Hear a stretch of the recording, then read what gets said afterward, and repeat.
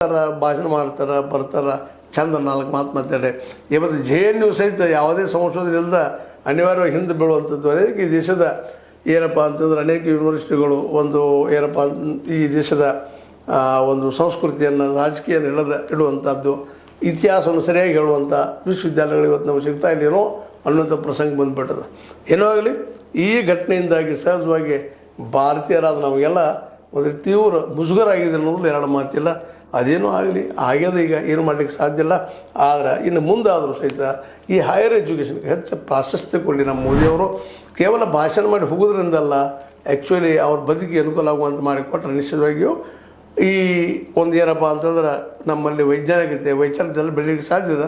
ಆದರೆ ಇಲ್ಲಿಯ ವಾತಾವರಣ ಇವತ್ತು ಆಗಿಲ್ಲ. ಇವತ್ತು ಏನಾಗ್ಯದಪ್ಪ ಅಂತಂದ್ರೆ ಕಲುಷಿತ ಆಗ್ಯದ. ಮೈಂಡ್ಗಳು ಏನಾಗಿದ್ದಾವಪ್ಪ ಅಂದ್ರೆ ಒಂದು ಯಾವುದಕ್ಕೂ ಈ ಸ್ವಲ್ಪ ಬೆನ್ನು ಹತ್ತಿದ್ದಾವೆ.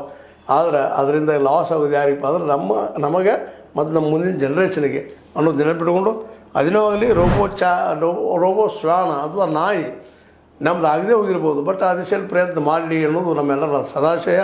ಇಂಥ ಸುಳ್ಳು ಒಂದು ವಸ್ತುಗಳಂತ ನಾನು ಮಾಡಿದ್ದೀನಿ ಅಂತ ಹೇಳುವಂಥ ಸಹಿತ ತಪ್ಪಾಗ್ತದೆ ಅನ್ನೋ ಮಾತ್ರ ಮತ್ತು ಹೇಳ್ತಾ, ಅದೇನೋ ಆಗಲಿ ರೋಬೋ ಶ್ವಾನ ಅದು ನಮ್ಮ ಮನೆಗಳನ್ನ ಕಾದ್ರೆ ಸಾಕೇನೋ ಅನ್ನುವಂಥದ್ದು. ಒಟ್ಟಾರೆಯಾಗಿ ಈ ರೋಬೋದ್ದು ಒಂದು ದೊಡ್ಡ ಚರ್ಚೆ ನಡೆದದ.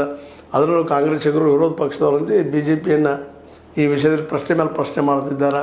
ಪ್ರಶ್ನೆಗಳಿಗೆ ಉತ್ತರವನ್ನು ಕೊಡುವ ಸ್ಥಿತಿಯಲ್ಲೇ ರಾಹುಲ್ ಗಾಂಧಿ ಬಂದರೆ ಭಾಳ ಉತ್ತಮ ಅಂತ ಹೇಳೋ ಮಾತನ್ನು ಹೇಳ್ತಾ, ಇದು ನಿಮಗೆ ಲೈಕ್ ಆಗಿರ್ಬೋದು. ಲೈಕ್ ಮಾಡಿ, ಶೇರ್ ಮಾಡಿ, ಕಮೆಂಟ್ ಮಾಡಿ, ಜೊತೆ ಸಬ್ಸ್ಕ್ರೈಬ್ ನಿಲ್ಲಿಸಬೇಡಿ. H16 ನ್ಯೂಸ್ ಅರ್ಥಾತ್ ಇದು ಸತ್ಯದ ಕೈಗಾರರಿಗೆ ವಂದನೆಗಳು.